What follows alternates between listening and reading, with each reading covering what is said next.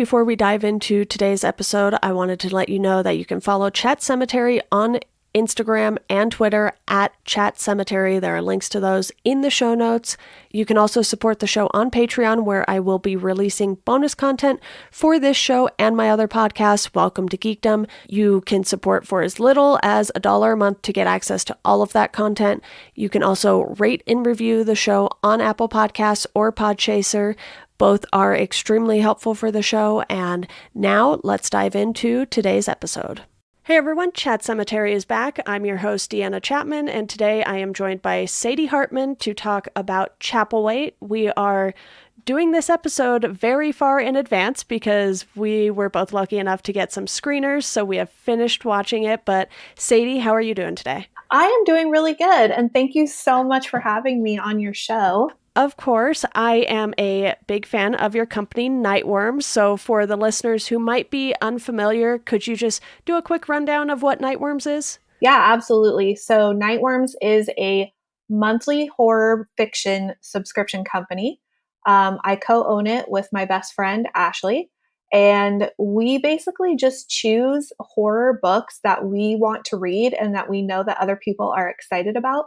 And we put them together in themed packages every month and ship those out relatively close to the first 2 weeks of the month.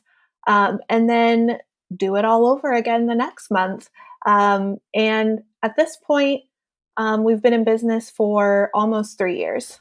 Congrats. That's amazing. I picked up Stephen King's Later through your package, so I was very stoked that that was included. And, you know, to dive on into Chapelwaite, for anyone who maybe missed this one, it is an epics show, which I don't know too many people who have epics. And, you know, it's an adaptation of the short story Jerusalem's Lot, which is only about 30-ish pages, you know, so it's not a super long story. And I was a little surprised when I saw it was going to be 10 episodes. I was maybe thinking something like in the 6 to 8 range. I was a little worried, I have to admit. How did you feel about that? Yeah, likewise. I mean, I remember reading that story and being terrified. So it is a scary story. But it's also like in a format, like epistolary format. So it's back and forth letter writing. And like you said, it's very short and it gets to the actual action like within 5 or 6 pages. Yeah, I was flipping through the story and I was like, oh yeah, this is the one that's the letters, because King's done so many formats with his stories and novels that my brain cannot keep track of all of them, because he's definitely done some different things. And I've read like The Plant and some of the stuff that, you know, he's done just through Kindle and whatnot. And I was like, oh yeah, this one's coming back to me now. So it was definitely interesting to see how they took those letters and turned it into a show. Yeah. And I mean, right away I noticed, because I skimmed through the novella, I guess you could call it a novelette. I skimmed through it really quick just to see like, okay, did they touch on all the major points? And they sure enough did. I mean, they did touch on Chapelwaite, which is where its derivative of the name is actually the estate, is the name of the estate. And then Jerusalem's Lot is like the little freaky village that's like close to it. And then, yeah, I was kind of just skimming through and they hit on all of the major points from all the major episodes. I guess they just kind of like fluffed it up with extra stuff. Yeah, I like talking about the cast when we talk about shows and movies, of course. And, you know, Adrian Brody is someone who I've always been familiar with, but I've never really watched anything he's been in somehow. So I was like, oh, okay, that's an interesting choice. I didn't really know what to make of it when I saw he was going to be in this, and I didn't really know anything about most of the cast, admittedly, and obviously Emily Hampshire is sort of the next big name in this, and I will probably butcher some names, and I apologize, but then you have the 3 Boone children, Jennifer Enns, Serena Glomgoss, Ian Ho, and, you know, then you have just other characters coming in who have kind of been in other things. Like Julian Richings, who plays Philip Boone, was in Kingdom Hospital. Oh, okay. I thought he looked familiar. Yeah, it's weird because you don't really get a good look at him in this throughout the whole thing. Like him and Steven, you're just like, okay, I see you in the dark there, but I Yeah. can't really like make out any distinct features. So when I Yeah. was looking that up, I was like, oh, that makes sense that that's who that was. Yeah, and Emily Hampshire was from Schitt's Creek, so it was interesting seeing her in a period piece and then also in something serious. Hmm. She really was outside of her character from Schitt's Creek too. Like she has this sort of like breathy way of talking, like a very quiet, breathy way. In fact, Adrian Brody's voice was similar. Like they matched each other, and like that he was always very quiet and kind of like not growling, but just like what did I write down? I just like wrote how he whispers and growls. Like a lot of what he's saying is very like these guttural ways of talking, and then she's very soft spoken and like kind of whispering everything. Yeah, you also have Gord Rand, who plays Minister Burroughs, who ends up being a pretty big part of this story, which I don't think I expected at the beginning when we first meet him. It's like, oh, okay, he's the local minister and that's kind of going to be his role, but that was not the case by the end of it. Yeah, he has a major role, and I actually really liked him in the story.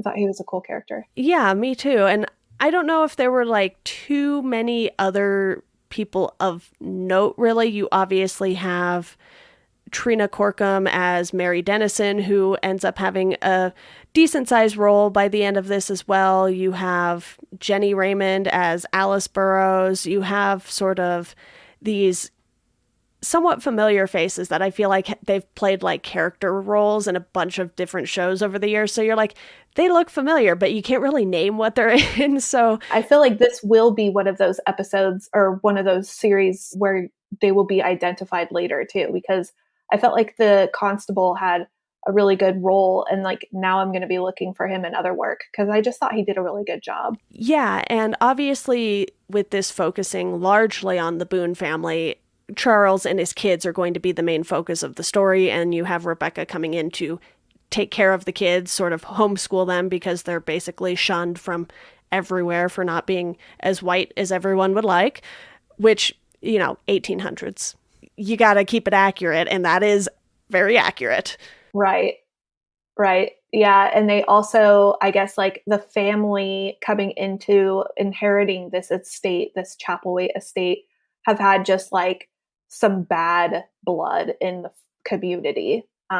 There's sort of like a storyline about mental illness and madness, and the community is just sort of like at arms as soon as they come into town. Yeah, they blame one family who wasn't even present for this sickness that is spreading across the town, and they don't even really know what the sickness is. And, I imagine medicine back then wasn't fabulous. And, they Yeah. probably didn't know what to do with that. But obviously, going into it, we kind of know what it's going to end up being. So for me, it was just fun to sort of see how that all unraveled, because it's like, okay, we know this is based on Jerusalem's Lot. We know vampires are going to come into play. But what they did was they held off on that for so long.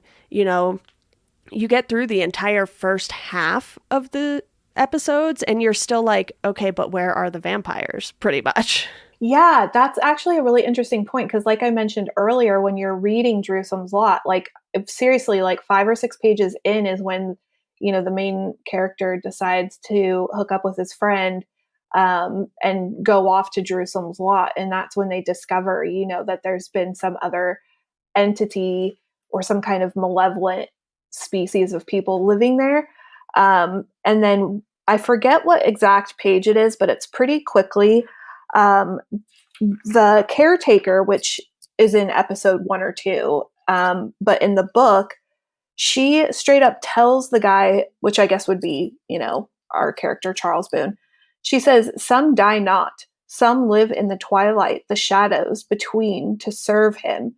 So she's like telegraphing that there's these wicked people in the story right away. Yeah. But Chapelwaite, the show, is definitely a slow burn. Like, prepare to buckle up a little bit. Yeah, at the beginning, she's literally just like, none of the girls are staying. Bye.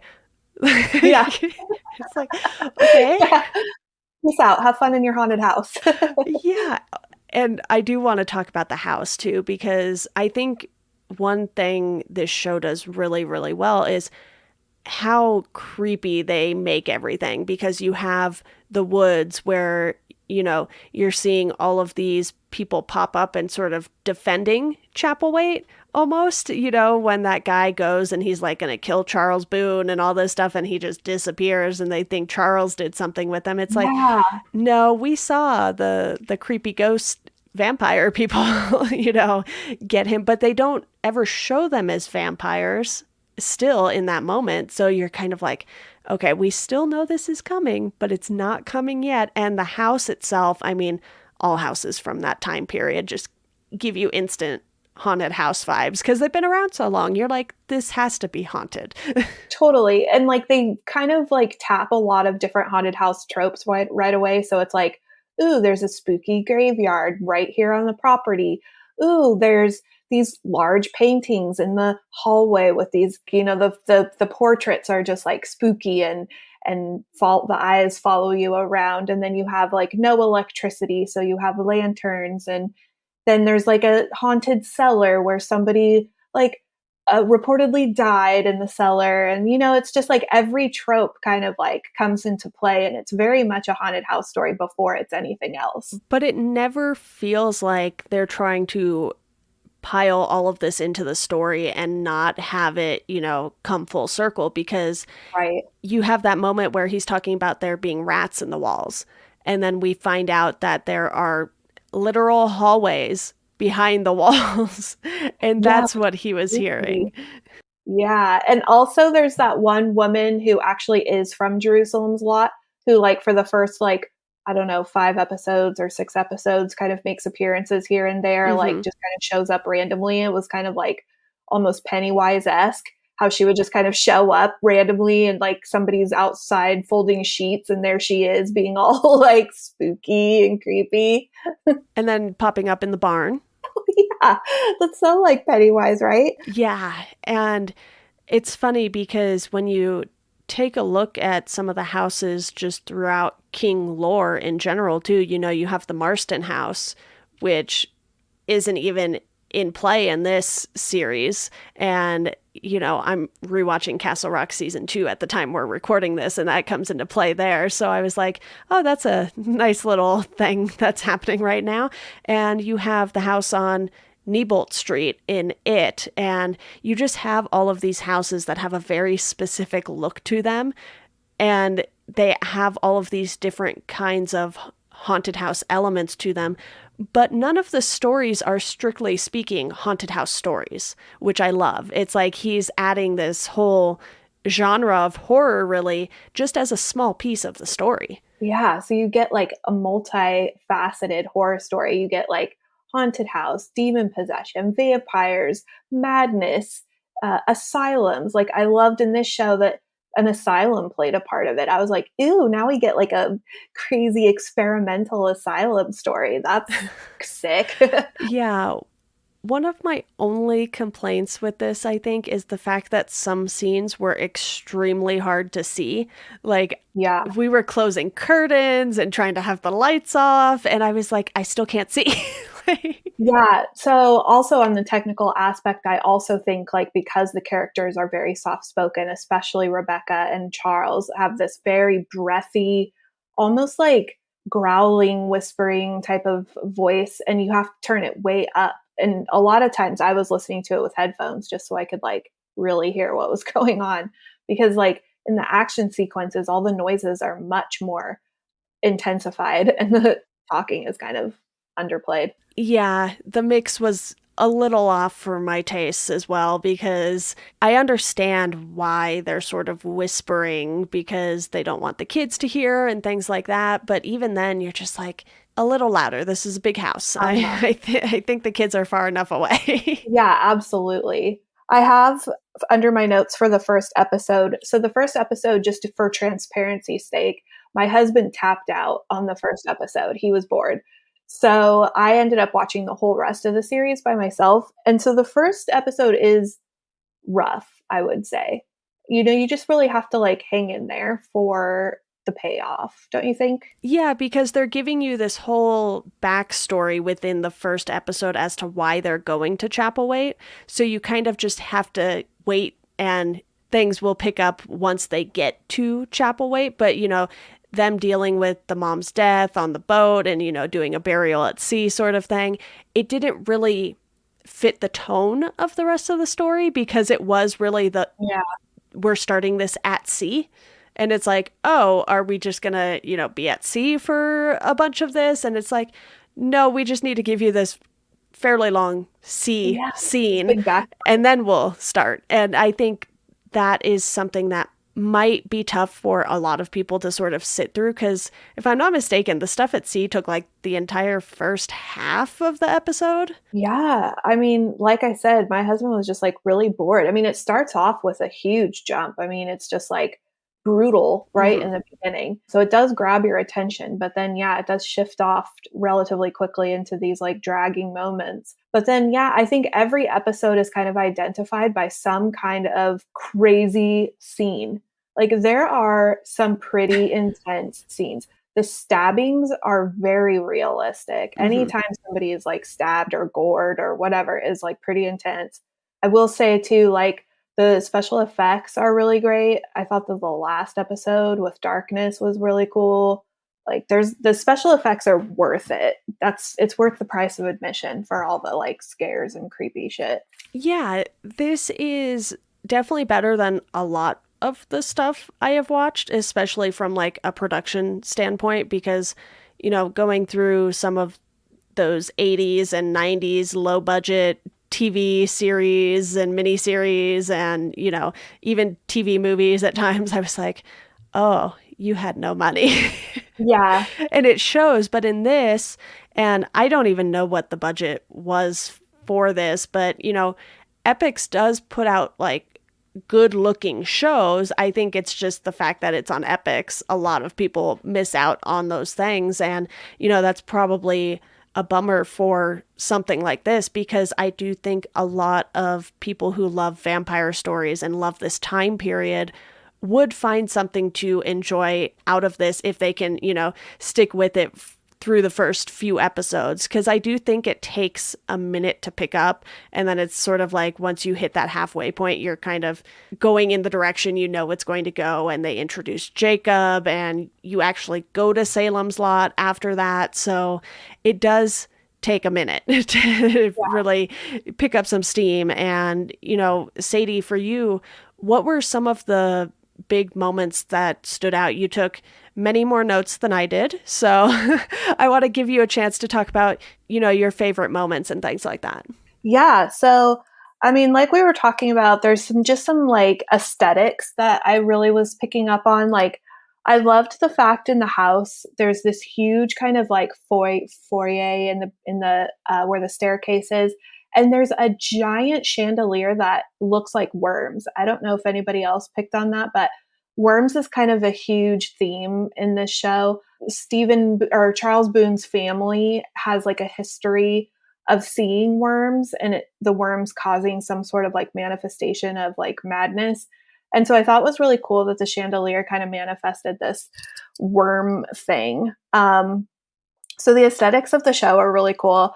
Some of the big scenes that happened that I was like really surprised is like episode 2 opens up with this like birth of a baby that is terrifying. Like I was terrified. Like were you too? That was shocking. Yeah, because when we see that, we're like, what's this got to do with anything, And you find out, obviously, a few episodes later, if not like one or two, but they put in some moments where you're just kind of like, what does this have to do with the Boone family and what's going on here? And, it plays in down the line to the story. And, even though it doesn't directly affect the Boone family, it brings about this tension in the town eventually that I think really just shoves Minister Burroughs in one direction. And he's like, well, I got nothing to lose, so let's go fight some vampires with the Boone family. And Yeah. one thing I wanted to mention is the mill, because Charles comes in having the best of intentions. He's like, I will bring so much money and, jobs to this town, and none of you even want to hear it. You don't even want to try it and see if it works. It's like they are so against the Boone family, and they didn't even know Charles before this. It didn't seem like that anyone knew him as a kid or anything like that. And they were just like, no, we're going to shun you and your family. And we don't really have a good reason for it other than things other people in your family did. Like, that is the most irrational thing ever. And they just stick to their guns on it. And you're like, all right, you're all dumb.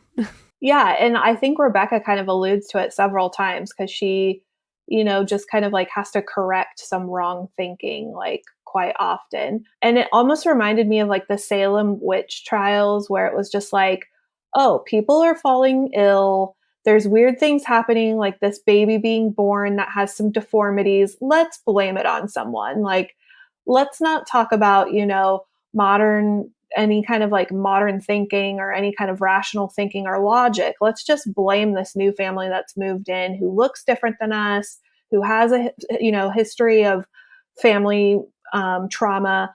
It must be their fault. And then Rebecca kind of like tries to correct all of that thinking, but she also has her own motives. Like, I thought that was interesting that she wanted to be this writer, and so she's moving into their family to kind of like leech off of their trauma and write a story about them. So she's kind of like not as innocent and pure and helpful at first. That I found interesting as well, because it was one of those things where you're like, okay, well, it's Stephen King. We're not surprised there's a writer in the story by any means. There usually is in a lot of his stuff.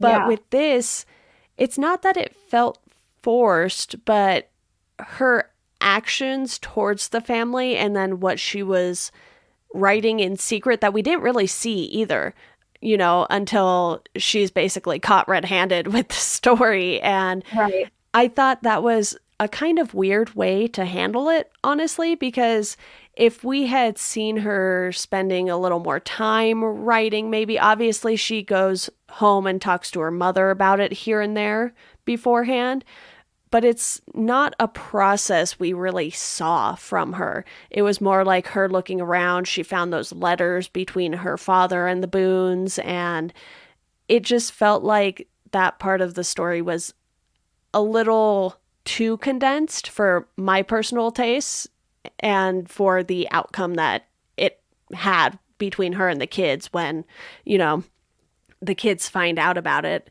Loa finds the manuscript or something, and it obviously upsets all of them. And then we're like, oh, okay, we didn't know that was going to happen. Yeah, Loa is actually a really complicated and not fully formed character for me. She has this disability that's not fully explained. I mean, they do kind of give some reasoning in the doctor's office for what had happened to her, but it doesn't seem to impede her life as much as they play it off to be. Mm-hmm. And then her father seems relatively helpful, but there's a lot of animosity on her behalf towards like what happened to her mom. It seems tied to her, the fact that her mom had died, but she harbors all this resentment towards her father, which really comes in to play towards the end. I don't know how much we're allowed to talk about. All the spoilers. All the spoilers. Okay, so eventually Loa crosses over into the dark side and joins the band of merry vampires in Jerusalem's lot. Like, she fully gives it over. And I was just a little bit confused by that storyline. And also the ending. How did you feel about the ending? Like, should we talk about that yet, or? We can. I don't mind jumping around. Hopefully the listeners don't mind. But, you know, with Loa in particular, you're right. She has all this resentment, and it's like, okay, your dad isn't the one who actually did anything. You know, he had his job. He was doing what he could, and it's never really made clear why the mom and all of the kids were with them on the ship. And you're just like, Right. well, things like that happen at sea, especially in the 1800s.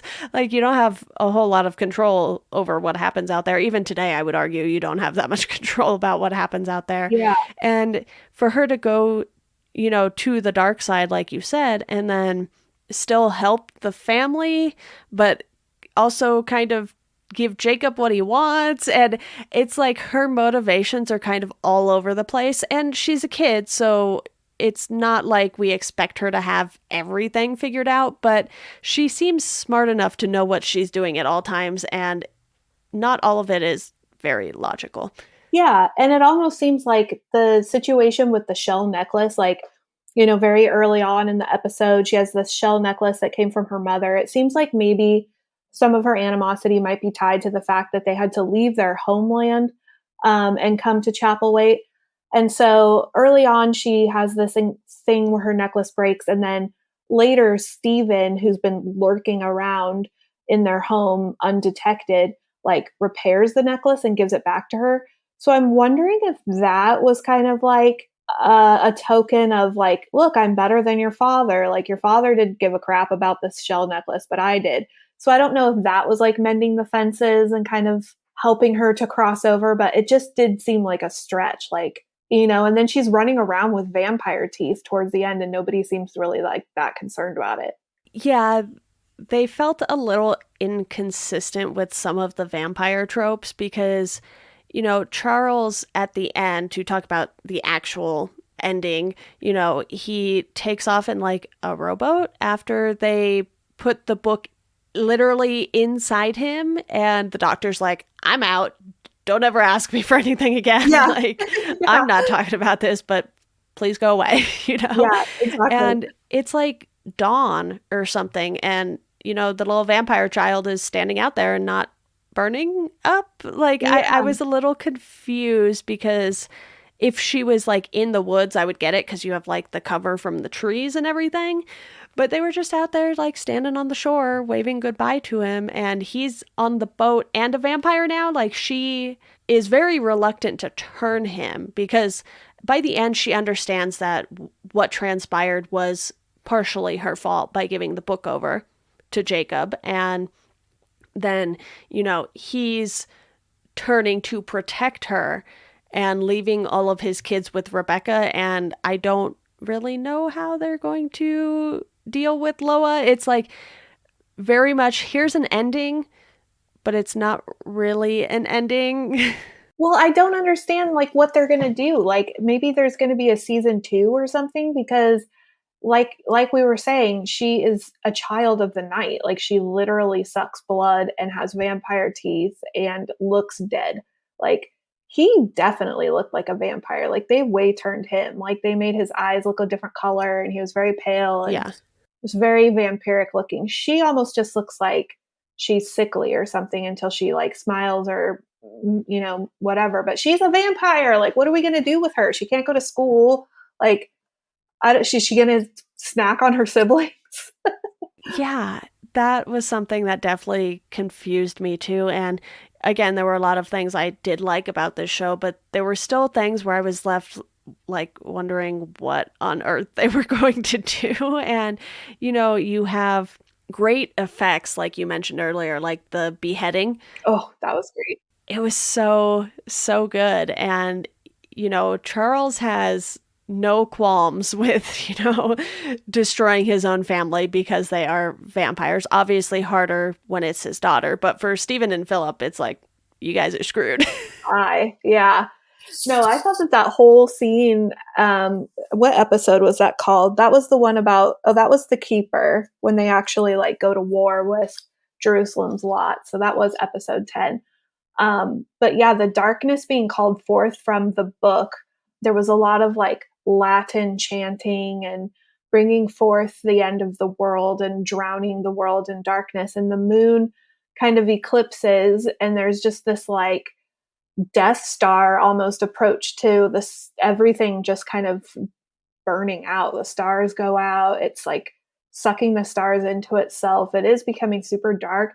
So that was really disturbing. I thought that was scary. And then there's like, yeah, this battle for for what is the little town called? Preacher's Corners. Yes. Yeah, so all the townspeople go to like Jerusalem's Lot to like attack the whole village of vampires, and that was cool. That I mean, but it did kind of show that I think like Charles Boone is kind of like a weak fighter. Like he always finds himself being choked out often.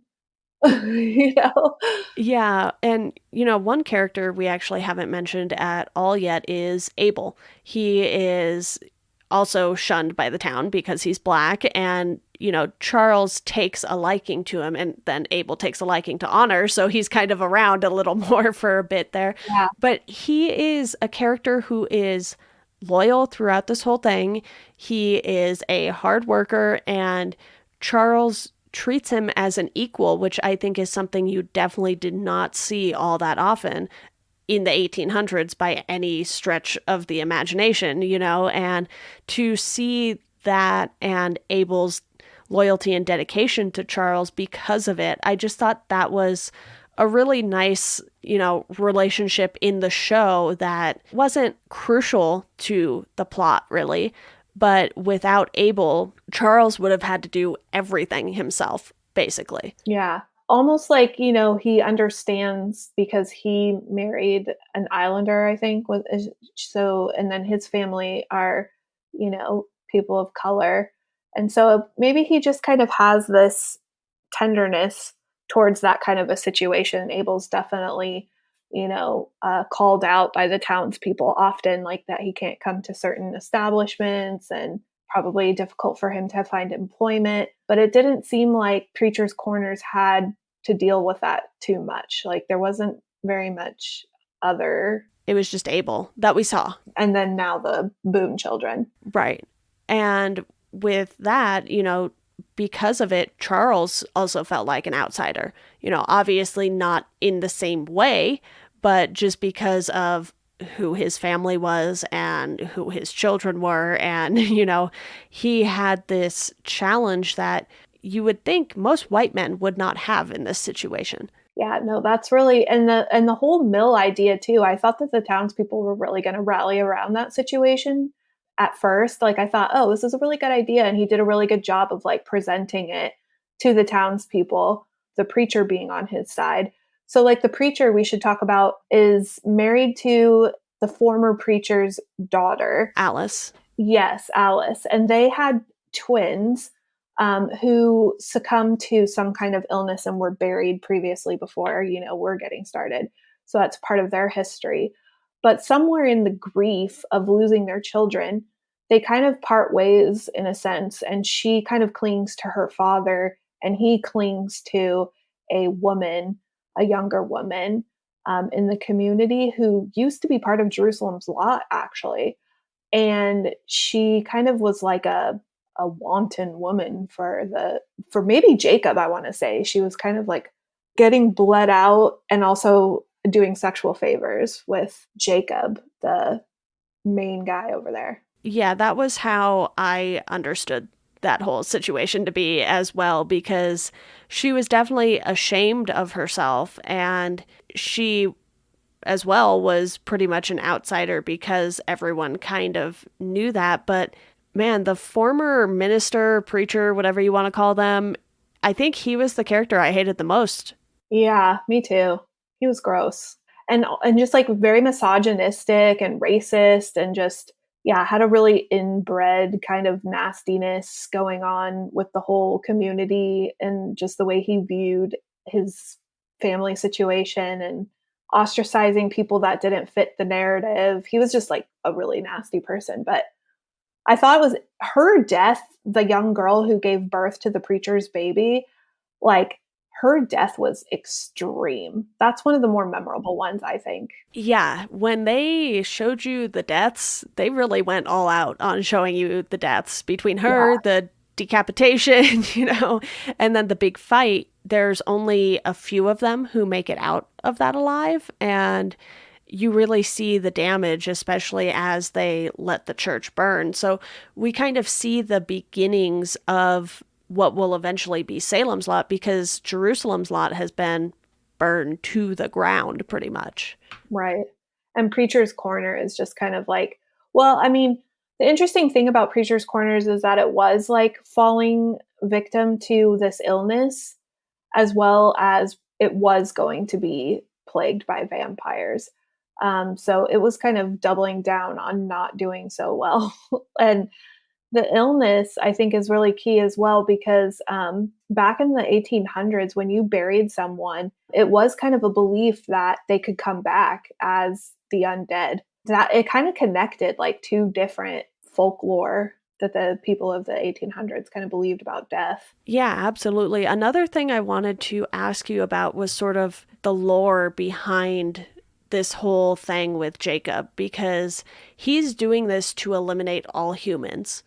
And, that is also terrifying. This is like, even worse than Thanos wanting to get rid of half of the humans. Yeah, actually, I wanted to tell you that there was a whole episode. Let me see exactly which one. I was kind of cracking up. Okay, so it's episode 7, and it's the one that really just kind of like makes the book known as like the book is where all of this is coming about and has the power contained within it. If, a person of the dark like Jacob, who worships the worm being the ancient entity. So that's really the lore, is that there's this God, this ancient God that's more powerful than the Christian God of Jesus and all of that Judeo-Christianity. So the ancient worm, more powerful than Satan, more powerful than anything, is being worshipped through this book. And there was almost this like Lord of the Rings vibe in episode 7 because Charles Boone has the book. He digs it up. It was somehow buried with the preacher's dead twins, which was really strange. And he takes on this burden of wanting to destroy the book, just like the ring, and it starts making him crazy. And Rebecca is even like, let me share the load, similar to like this Frodo and Samwise Gamgee relationship. And, I don't know, the whole thing was kind of like almost ridiculous. There are a few over the top moments in the show where you're just like, okay, this is a little over the top. Like tying the book to Mary and sticking her in the bathtub in the cellar was like, wow. Yeah, I'm flipping through the story again real quick here, and it's funny because this ends on the line, there are some huge rats in the walls by the sound. And, that's something that comes to play pretty much as soon as Charles gets there. It's like the first night or the second night, he's hearing things in the walls, and there's just something about Chapelwaite, I think, that made someone want to adapt the story in this way, obviously. But, just reading the short story, because it's letters, for a lot of us, we're probably like, okay, maybe this is something that's not really going to be adapted because of how it's written. But the way they did it was they focused on this place and this family, and then just kind of worked the story around that and their circumstances, instead of, you just get glimpses in these letters. We're kind of getting a better look at what this actually was like, because, I don't know what the mail system was like in the 1800s, but I imagine it was pretty slow. Yeah. So, there was probably a decent amount of time that lapsed between each of the letters that we're seeing. And, they're dated, so you can see that in the short story itself. But the way this is adapted, I think, works well for TV. Like, you have to cater to the medium that you're working in. Yeah, sure enough. Yeah, and I mean, for me personally, I think I kind of fluctuated back and forth between being very engaged in the show and really enjoying it to, I don't know, oftentimes just kind of just challenged a little bit, because I did feel like there was some inconsistency and some plot holes. I mean, people grow on you eventually. Like, I don't think that I was extremely into the Charles and Rebecca relationship. I didn't think that they had a lot of chemistry. I thought that it was kind of like a Disney romance where it's like love at first sight kind of thing, where you're just like, it's not believable. Yeah. Plus, he's not super warm and friendly. Like, who would fall in love with this man? I have no idea. He doesn't seem like the most awesome father, in my opinion. He seems kind of like not really around. Like, there's so much to the story that's happening. You don't really see intimate moments of the family just being family, if you get my sense. Yeah, we don't see like Sunday dinners or anything Yeah. like that. And, it's very clear that Charles Boone is a man who is very good at being at sea. Yeah. That is made very clear from the start. And, they even sort of fall off on the whole mill storyline because it's like some of the guys didn't want to go work. And then it was like that was the end of that. And I think there were a lot of loose ends in this. And, sometimes Stephen King stories themselves have those because he's always thinking of ways to bring characters back depending on the characters, Sure. especially with characters like recently Holly Gibney. She's in all 3 of the Bill Hodges books. She's in The Outsider. She gets her own story in If It Bleeds, Clearly, she's a character who can keep coming back because of the nature of her work. And with this, you mentioned the possibility of a season 2 earlier. I just don't see where they go with it because it's like, which characters do we follow? Do we just follow Rebecca and the kids and that's kind of it? Do we visit more of Salem's Lot and see that being built back up? Like, it's a little unclear to me where they would pick up because with all of the loose ends that they left, you can't pick them up without Charles. Yeah.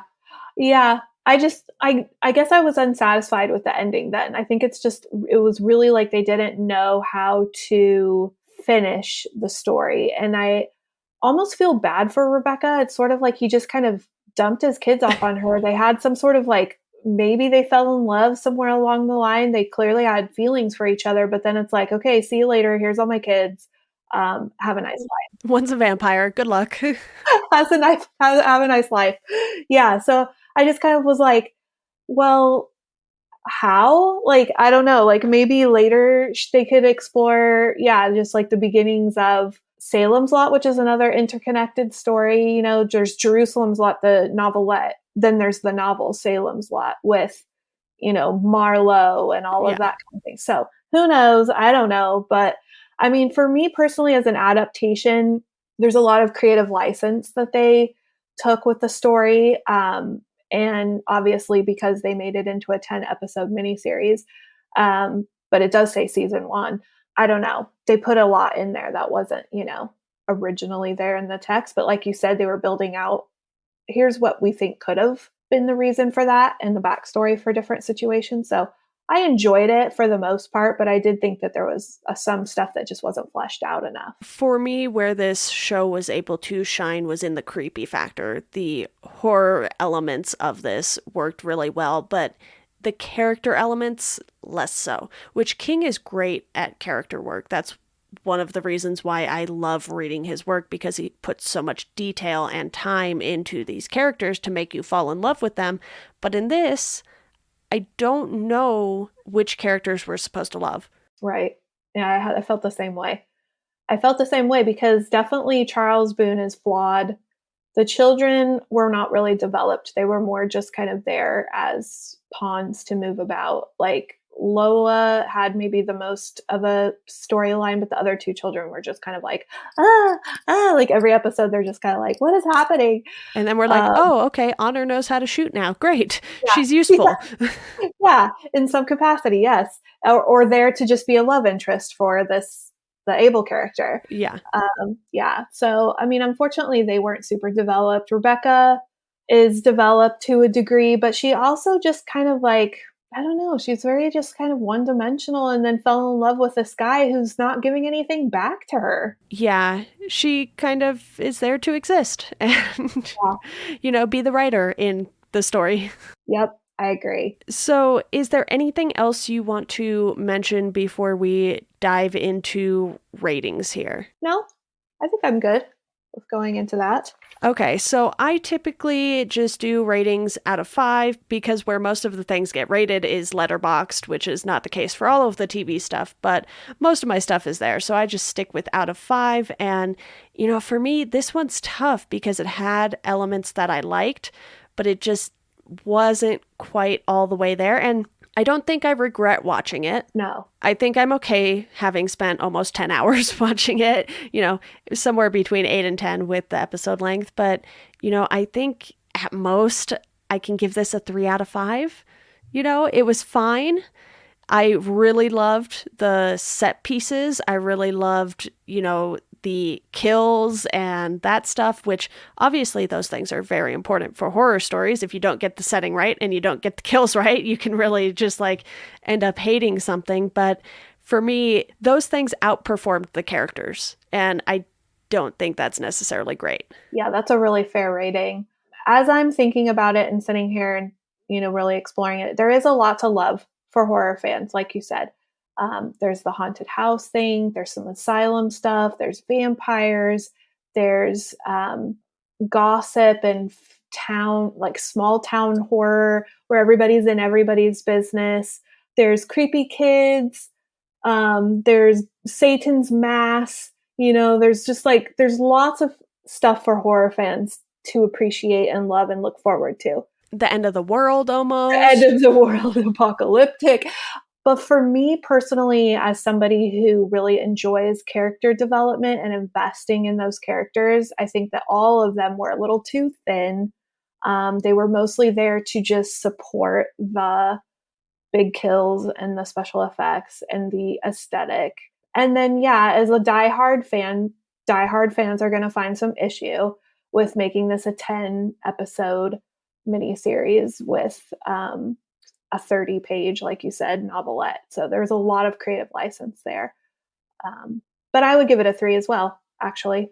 I think 4 is too generous, and I think a 2 is not enough. Yeah, it's something I struggle with TV shows in particular, because you can watch something like the first season of Castle Rock and you have the Queen episode that everyone really spoke out about, and it was a moment for Sissy Spacek to shine in particular, and you could have like one truly amazing episode within a series, but then you're like, okay, if the other episodes don't come even close, you kind of end up falling more towards the middle. And honestly, a lot of things end up being a 3 out of 5, and yeah. I don't think there's anything wrong with that. Like, you're not going to have something that is perfect every single time, especially as broad as King's works are.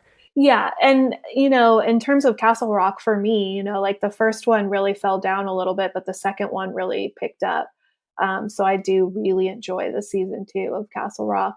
And then as far as King adaptations go, it's just like, it's really hard to land a punch and to really deliver like King can in his words and in his text in the way that he does. So, I mean, it's fair to give it a shot. I would definitely recommend this show to people. But yeah, don't go in there thinking it's going to be, totally like exactly what you want, because it's not. Yeah, you also have the fact too that I kind of wish they would bring back doing like anthologies along the lines of Creepshow. I know Creepshow is a current show, but that has a certain campiness to it that I think not all of King's stories work for. So I would love to see more stuff like Cat's Eye and, these feature length releases that have 3 stories in them. And that could be a very cool way to cover a lot of things like this, because we both know this didn't need to be 10 episodes. We talked about how the whole first half of the first episode was like, we didn't really need this. Like, they literally could have started with showing the mom sick and, wrapping her up and tossing her into the sea. And that's all we needed about her death. We didn't need like this whole elongated scene where they're slowly going through the motions with it. And then boom, they could have arrived at Chapelwaite. And, I think that would have hit a little better for how they opened the show, because you don't want to take too long to get to the main location, especially when it's a location as big, and I don't even know the word for it, but it just stands out like Chapelwaite does. Yeah. And there, like you said, that there's a reason why we're showing up to watch this show. And it's a horror show. And oftentimes with the small town drama, it just kind of felt a little house on the prairie, like a creepy little house on the prairie, where it was like this sickness and this woman who's so upset because she can't find her husband and her daughter's dead and they're blaming it on people. It was like, okay, like we don't need a whole episode dedicated to this scenario. Like, let's get back to Satan's mass. Yeah, and the fact that Alice kills the minister too after Yeah. that entire storyline, we didn't even mention that, so I'm going back a little here, but yeah, these kills were pretty good. So, I had to give it credit for that. But Definitely. I would recommend watching this too if you have the time. I know these adaptations can be hit or miss, but I think this one is done well enough to at least grab some part of your attention and sort of reel you in, because I was definitely more invested in, okay, what's going to happen with the vampires in particular. And, you mentioned the asylum too. And it's like, that was kind of just left off as well. And you're like, okay, we're not really revisiting that. All right. And you're just like, Yeah, it was really just for an episode. yeah. So it is going to be hit or miss with a lot of people, I think, if they haven't watched it by now. And again, with it being on Epix, that's a little harder to kind of market this to the massive King fan base. Yeah, I'm wondering if at some point it will get sold to, like an HBO Max or Netflix or something, like things often do, like The Walking Dead starting off on A&E, but then, finding it's like a forever home over on Netflix. Like, that's a possibility. Yeah. Was Walking Dead A&E? AMC. AMC, excuse me. Yeah. So many acronyms. I totally get it. And so many streaming services. Like, please stop. Like, yeah. At this point, we all left cable and Dish TV to go ahead and start getting these apps so that we could watch our show. But like, I cannot afford another gosh dang app. See, I'm with my parents right now, and the deal is they basically pay for the cable TV, which comes with, like, they added Showtime to our plan for free and a couple of the services, and then I just pay for all the streaming services. So it's like a nice even split. Yeah, that's a great deal. I mean, I do have some adult children and they get certain ones and then we share login information. Yeah. I mean, like Hulu and Discovery and they're all doing it. And YouTube. It's like, no. And at some point you have to draw the line. So when Epix was like, hey, who wants to pre-screen? I was just like, me want to pre-screen because I'm not getting Epix. Sorry, Epix. No, I think it's something that they definitely understand. Like, not all reviewers, whether you're writing about it or podcasting about it, are going to have every single streaming service that there Absolutely is. I've come close, but Yeah. I think there's a bunch of interesting things in the works too for Stephen King, so I'm looking forward to that. At the time that I am recording this with you, Sadie, this is the last episode I have on the schedule because there's nothing else coming out. Yeah. There's nothing else coming in 2021, and I won't have anything again until it looks like February of 2022 when the third Gwendy's book comes out. So, I am closing in here on getting these episodes done very, very early. We are, just for, timing's sake, we are recording this on September 5th, 2021. So we're a few months ahead here. Yeah. If it's releasing, this episode will be on air in January, you said, of 2022. Yeah. Well, Sadie, thank you so much for joining me. Again, everyone, go check out Nightworms if you love having physical books around. As Sadie can see, I sure do. Yeah, that's a great collection. I was totally stocking your shelves. Well, thank you. And hopefully I can have you back on in the future for some other types of episodes. I'm still kind of working that out at this point in time, but you are welcome back on anytime. Yeah, I love Chat Cemetery. I love talking about Stephen King. I'm definitely here for it. So thank you so much for having me.